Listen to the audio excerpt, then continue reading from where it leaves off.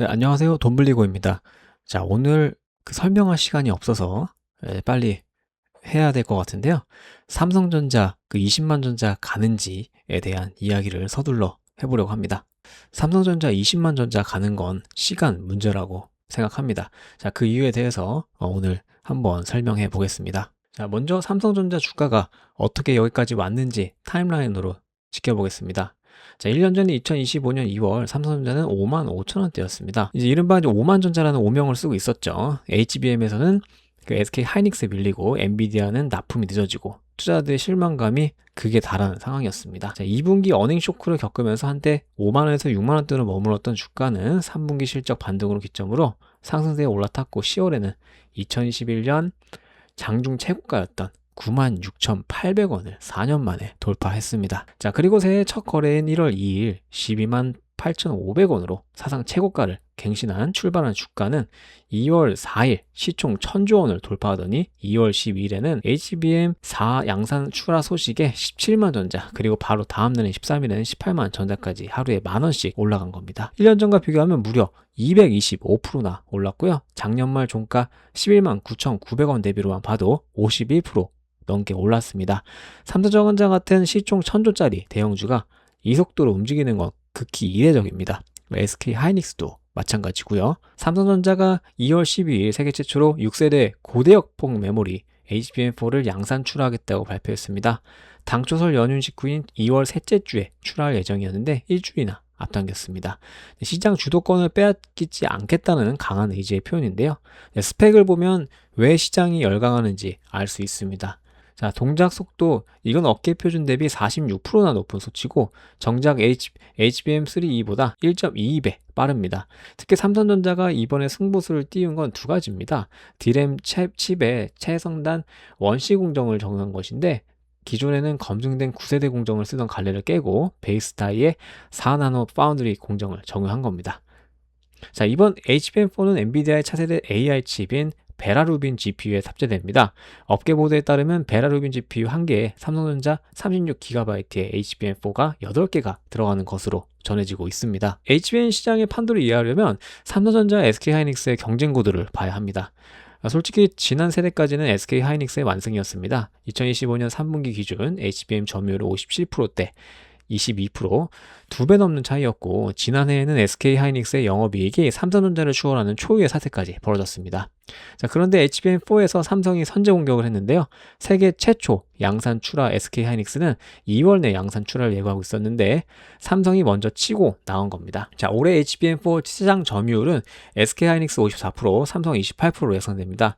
여전히 SK가 앞서지만 삼성은 최선단 원C D램과 하반기에는 HBM4E 샘플 출하, 2027년에는 고객 맞춤형 커스텀 HBM까지 제시하면서 장기 로드맵을 공개했습니다. 이건 단순히 반격이 아니라 구조적인 역전을 노리는 포석이라고 생각이 듭니다. 자, 주가가 오른 건 좋은데 이게 실체가 있는 상승인지 다들 궁금해하실 것 같아요. 저도 이렇게 우리 대형주가 급등하는 건 처음 봤기 때문에 KB증권 기준에서 삼성전자의 올해 1분기 영업이익이 33조 원으로 추정하고 있습니다. 전년 대비 5배 증가한 수치인데 2분기는 더 무섭습니다.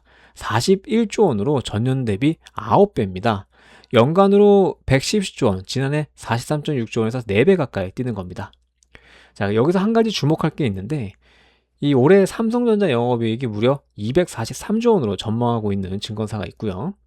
이렇게 여러 가지 증권사에서 되게 좋은 전망치를 내놓고 있는 상황입니다. 이게 가능한 이유가 메모리 가격 폭등인데 제가 마트 직원분에게 한번 물어봤어요. 이제 램 값이나 메모리 값이 많이 폭등하고 있는데 요즘에 노트북 가격이 얼마냐고 했더니 이렇게 수입하고 있는 외산 노트북은 아직 오르지 않았는데 국내 노트북 같은 경우에는 곧 새로운 모델이 나오고 하면 기본이 300만 원 이상 때부터 나올 것 같다고 하시더라고요. 그래서 이런 메모리 가격 폭등이 조립 PC 맞출 때도 거의 엄청나게 메모리 값이 비싼 걸로 알고 있습니다. 예를 들어서 350만원의 고사양 PC 조립 PC를 작년 3월에 맞췄다면 지금 조립하면 거의 500만원대라고 들었습니다. 올해 D램 가격이 전년 대비 107%, 낸드 가격이 90% 오를 것으로 전망되고 있습니다. AI 데이터 센터가 삼성전자 메모리 출하량의 70%를 흡수하고 있어서 구조적으로 공급이 딸리는 상황입니다. 자, 그러면 전문가들은 삼성전자 주가를 어디까지 보고 있을까요? 자, 가장 공격적인 것은 일본의 노무라 증권입니다. 29만 원에서 기존 22만 원에서 무려 7만 원을 한 번에 올렸습니다. 자, 노무라는 메모리 재앙의 시대가 도래했다고 표현했는데 이 목표가의 근거는 올해 영업이익 243조 원이라는 상당히 공격적인 전망입니다. 내년에는 322조 원까지 보고 있고요. 자, 지금 삼성전자 주가를 밀어올리고 있는 건 누구일까요? 바로 외국인입니다. 자, 외국인은 이번 한 주간 삼성전자를 2조 5,600원어치를 사들였습니다. 우선주까지 합치면 3조 원이 넘습니다. 코스피 전 종목 중 압도적 1위 매수입니다. 자, 이 결과로 삼성전자의 시가총액은 약 1,073조 원, 코스피 전체 시총의 24%를 차지하고 있습니다. 단위 종목이 지수의 거의 4분의 1인 겁니다. SK 하이닉스까지 합치면 반도체 투톱이 코스피의 34% 이상을 차지하고 있는 겁니다. 글로벌로 보면 13일 장중 삼성전자 시가총액이 약 8,492억 달러까지 불어나면서 한때 JP모건 체이스를 제치고 세계 14위까지 올랐습니다. 종가 기준으로는 환율 영향으로 JP모건에 소폭 밀렸지만 격차를 크게 좁히고 있고요. TSMC, 텐센트와 함께 아시아권 상위권을 형성하고 있습니다. 코스피가 5,500을 돌파한 것도 사실상 삼성전자와 SK하이닉스가 끌어올린 건데 반도체 없이는 이 지수가 나올 수 없는 구조라고 말씀드리겠습니다. 자, 주가가 오르면 숫자보다 먼저 달아오르는 건 투자 심리입니다. 지금 온라인 커뮤니티에서는 이재용 회장을 주인공으로 한 밈이 폭발적으로 확산되고 있는데요. 자, 불길이 치솟는 하락장을 뒤로 한 채 이 회장이 스포츠카 운전석에서 설명할 시간이 없다고 어서 타라고 외치는 AI 상성 이미지인데요. 과거 오만전자 시절 조롱의 대상이었던 밈이 지금은 기대와 한호의 밈으로 완전히 뒤바뀌고 있는 겁니다. 자, 이건 단순히 유머가 아니라 삼성전자 기술 경쟁력이 재평가받는 과정에서 생긴 주주들의 강력한 신뢰와 친밀감의 표현이라고 분석한 사람도 있고요.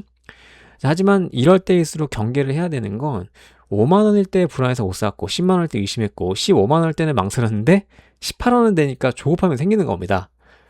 이게 정말 포모죠. 놓칠까봐 두려운 심리인데 이 심리에 휩쓸려서 무작정 추격 매수하는 건 굉장히 위험합니다. 자, 그러면 20만 전자는 정말 가능한 걸까요? 자, 보수적으로 보면 22만 원 메모리 가격 상승세가 유지되고 있고 이익 실현 매물들이 소화되면서 안착한 수준입니다.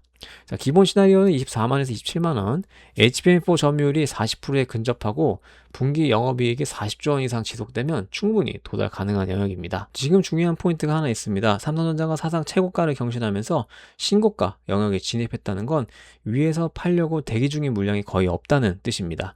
매수세가 조금만 유입되어도 주가가 가볍게 튈 수 있는 구간인 거죠. 20만 원은 심리적 저항선이지만 펀더멘탈 저항선은 아닙니다. 실적이 뒷받침되면 넘어갈 가능성이 높다는 겁니다. 자, 반드시 리스크를 인지하셔야 되는데요.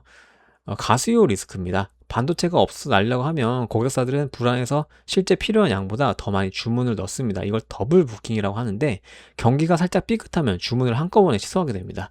이게 과거 반도체 주가의 가장 무서운 적이었고 둘째는 환율입니다. 원달러 환율이 급격하게 하락하면 수출 대장주인 삼성전자의 이익이 줄어들기 때문이죠. 그리고 지금 미국 같은 경우에는 약달러를 원하기 때문에 그 원화가 이렇게 강세를 보이는 것을 지금 좀 이렇게 싫어하고 있죠. 그렇기 때문에 환율도 지켜봐야 될 것 같습니다.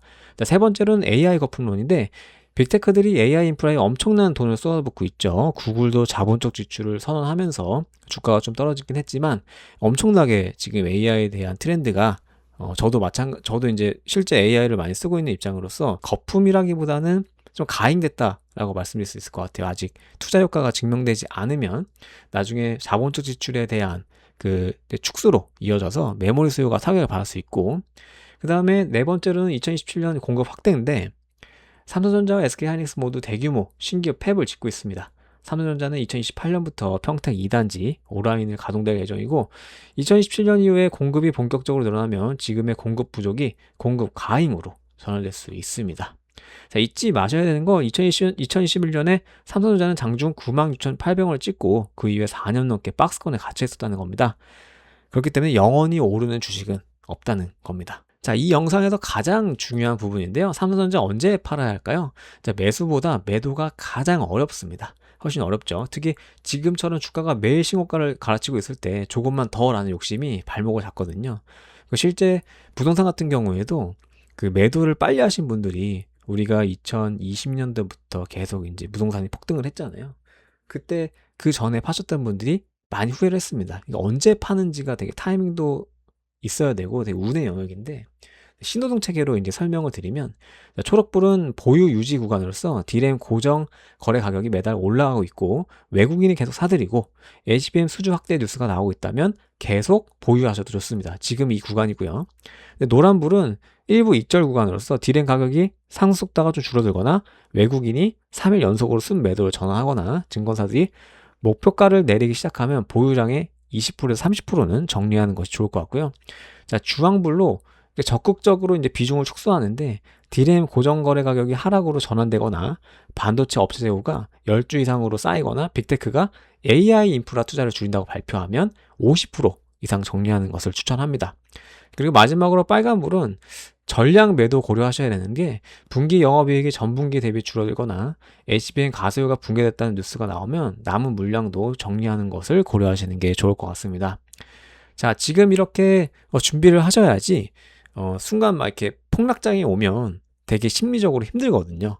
그래서 이제 약간 내가 생각하지 못한 그 매수 매도 버튼을 누를 수 있기 때문에 이런 기준을 좀 세우시는 것도 도움이 될 것 같습니다. 자, 한 줄로 요약하면 실적이 꺾이기 전까지 홀딩하되 가격이 아니라 실적을 보고 판단하라는 게 이 슬라이드의 메시지입니다.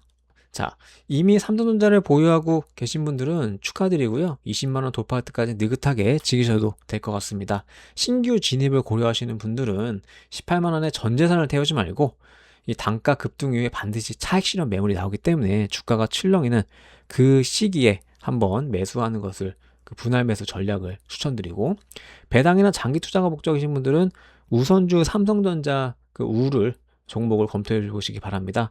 보통주 대비 저평 구간에서 거래되면서 배당 수익률이 더 높습니다. 같은 돈으로 더 많은 수량을 모을 수 있고요. 자, 오늘 영상의 핵심을 세 가지로 압축해 보면, 첫째로 HBM4로 삼성전자 기술 주도권을 회복하려고 한다. 둘째로는 올해 영업이익이 170조 원에서 243조 원, 이건 이제 기대가 아니라 실체가 있는 성장이다. 자, 마지막 셋째는 피크아웃은 지금이 아니고 하지만 대비는 반드시 해야 된다.